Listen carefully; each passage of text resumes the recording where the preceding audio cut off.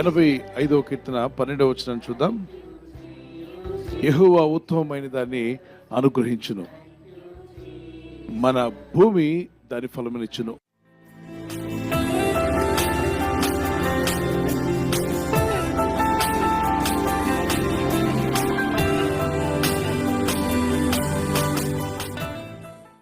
మన జీవితాలు ఫలించాలి అంటే దేవుని యొద్ద నుండి ఉత్తమమైన దాన్ని మనం తీసుకోవాలి. What is the best one? The good things. Because God is good, he gives only good things. Is the best and good then anybody in the world. ఆయనకి మించిన మంచి వాళ్ళు ఈ భూమి మీద ఉన్నారా? లేరు. సో ఆ దేవుని కృపలో నువ్వు ప్రార్థిస్తున్నప్పుడు, ఆయన పాదసన్నిధిలో కనిపెట్టినప్పుడు ఆయన నీకు అనుగ్రహించేది ఉత్తమమైన దాన్ని ఇస్తా అన్నాడు. ఒకసారి మీ లేఖనాల్లో చూడండి, మార్తా అండ్ మరియా. ఇప్పుడు యేసు ప్రభువారు అక్కడ వాక్యం చెప్పడానికి కూర్చున్నారు. మరియా యేసు పదాల దగ్గర కూర్చొని వాక్యం వింటుండగా మార్తా టెన్షన్ పడుతూ ఉండగా ప్రభు అన్నాడు, మార్తా మార్తా, నువ్వు అనేకమైన పనుల గురించి విచారపడి తొందరపడుచున్నావు. లూకాసు వార్త 10వ అధ్యాయం 41-42 వచనాలు.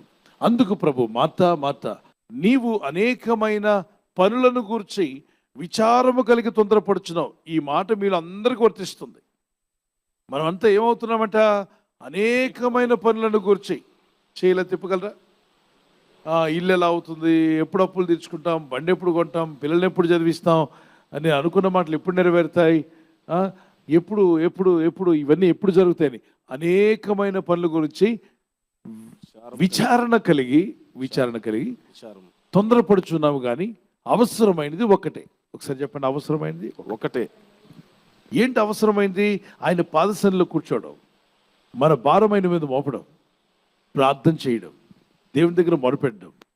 నీ భారమంతా ఆయన మీద మోపు, నీ చింత యావత్తు ఆయన మీద మోపు. ఆయన నిన్ను గురించి చింతిస్తున్నాడు. నా సహోదరి, ఉదయకాలం నీకు చాలా విచారం ఉంది నీ జీవితంలో. ఆ విచారాన్ని ప్రభు మీద మోపు. కొంత టెన్షన్ ఉంది, ప్రభు మీద మోపే. నీకున్న కార్యాలు జరుగుతాయా లేదని ఒక విధమైన సందేహం ఉంది. నీకు చీమకి ఎంత తేడా ఉందో, చీమ కోరికలు తీర్చడం నీకు చాలా ఈజీ, అలాగే నీ కోరికలు తీర్చుట దేవునికి చాలా సులువు, చాలా ఈజీ. ఆయన కార్యములు చేయగల శక్తిమంతుడు. అందుకే ప్రార్థిస్తున్నప్పుడు, ప్రభువా ఇదిగో నా పట్ల కనికరించు, ఆశ్చర్యకరం జరిగించమని ప్రార్థన చేస్తాను అని మొరపెట్టి ప్రార్థించండి. అడగండి. 85వ కీర్తన 12వ వచనం అన్నావు, ప్రభువా ఉత్తమమైన దాన్ని మీకు ఇస్తానన్నావుగా, ఆ ఉత్తమమైనది నాకు దయచేయండి. అప్పుడు భూమి ఫలమిస్తుందన్నావుగా, ఫలించని నా ఇల్లు ఫలించాలి, ఫలము లేని నా జీవితం ఫలించాలి. ఆర్థిక విషయాల్లో ఫలం కావాలి, మానసికంగా ఆరోగ్యంగా ఉండాలి, మరి ఆత్మీయంగా ఫలించాలి, అన్ని రంగాల్లో ఫలించాలి, ఆర్థికంగా కూడా ఫలించాలి. ఏ రంగంలో ఫలించాలి? అన్ని రంగాల్లో నువ్వు మంచిగా ఫలించాలి. మీరు ఫలించుదురుగాక. ఆమేన్. ప్రార్థించండి, దేవుని దగ్గర మొరపెట్టండి, మీకున్న విశ్వాసాన్ని వాడండి. When you worry, the stress will enter. When the stress comes, మీ బాడీలో అన్ని అవయవాలు ఇబ్బంది పడతాయి. Body will become so weak. You will not get new thoughts, fresh thoughts రావు. వరీ అయ్యే వాళ్ళ హృదయం ఎలా ఉందో చెప్తాను. Always worrying people, how they live, what kind of condition is that? ఆ వరీస్ అని దేవుని మీద మోపి జీవించే వాళ్ళు ఎలా ఉంటారు కూడా చెప్తాను.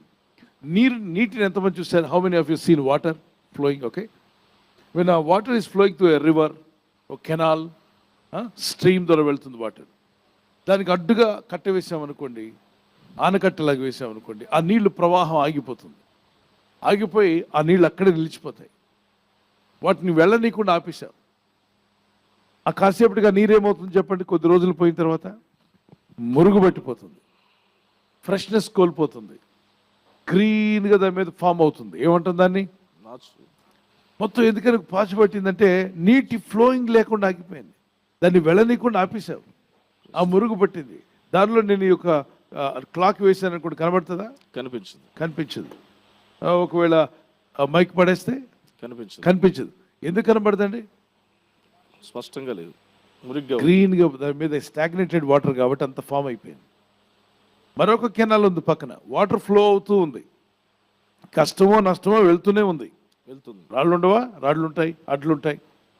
ప్రశాంతంగా హైవే లాగా ఉండదు. అయినా కూడా నీరేం చేస్తుంది? దూక్కుంటూ ఆ కార్నర్ ఈ కార్నర్ చేసుకుంటూ వెళ్ళిపోతూనే ఉంటుంది, ఆగదు. ఈ నీటిలో మీరు ఒక బాటిల్ పడేస్తే కనిపిస్తుందా? కనిపిస్తుంది. ఒకవేళ ఒక మైక్ని పడేస్తే కనబడుతుంది. ఎందుకని? ఫ్రెష్గా ఉంది వాటర్, తేటగా ఉంది. నీ హృదయం కూడా నీ చింత యావత్తు దేవుని మీద మోపి ప్రార్థన చేస్తున్నావు అనుకో, నీ హృదయం తేటగా ఉంటుంది, స్ట్రెస్ ఉండదు, ప్రశాంతంగా ఉంటుంది, సమాధానంగా ఉంటావు, ఇంకా ఇంకా ఇంకా ముందుకు వెళ్తూనే ఉంటావు. ఆటంకాలు ఉన్నా ఆటంకాలు దాటుకుని వెళ్తావు. Reverse will never go reverse. You understand what I say? Reverse reverse will never go will never reverse. Reverse. అంటే రివర్ ఎప్పుడు ముందుకే కానీ వెనక్కి వెళ్ళదు. నిన్ను దేవుడు ఆ రివర్గా చేయునుగాక. ఆమేన్. హల్లెలూయా. హల్లెలూయా. యవనస్తురాలు మరియ యేసయ్య పాదాల దగ్గర ఉన్నప్పుడు ఆమెకు ఉత్తమమైనది దొరికింది. అందుకే అన్నాడు ప్రభు, మార్తా మార్తా నువ్వు తొందరపడుతున్నావు, అనేకమైన పనుల గురించి నువ్వు విచారం కలిగి ఉన్నావు, ఆ పనుల టెన్షన్ నీకు ఎక్కువైపోయింది, నీకు నెమ్మది లేకుండా చేస్తుంది. అసలు అవసరమైంది ఒకటి, ఆయన పాదాల దగ్గర కూర్చొని ప్రార్థన చేయి. పని చేయడం తప్పు కాదు, చేయాలి, కానీ ముందు ప్రార్థన, తర్వాత పని. ముందు బయటికి వెళ్ళడం కాదు, ముందు బైబిల్ చదవాలి, వాక్యం ధ్యానించండి. బజార్కి వెళ్ళడం కాదు, బైబిల్ చదవండి. దేవుని వాక్యాన్ని మీ ఆత్మలకు పంపించండి. నమ్ముతున్నాను వారు గట్టిగా దేవునికి స్తోత్రం చెప్పగలరా? హల్లెలూయా. Shall we pray? Lift up your hands to God and pray. Father God, we thank you. నీ సన్నిధిలో కూర్చున్న వారికి ఉత్తమమైన దాన్ని దయచేస్తాను.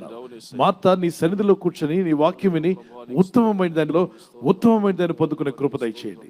నీ ప్రజలు ఉత్తమమైన దాన్ని పొందుకునే కృపనిమ్మని, బలపరిచి వర్ధిల్ల చేయమని, నీ సహాయం వీరందరికీ అనుగ్రహించమని, ఈ ప్రజలు చేస్తున్న ప్రయత్నాలు ఫలింపచేయండి.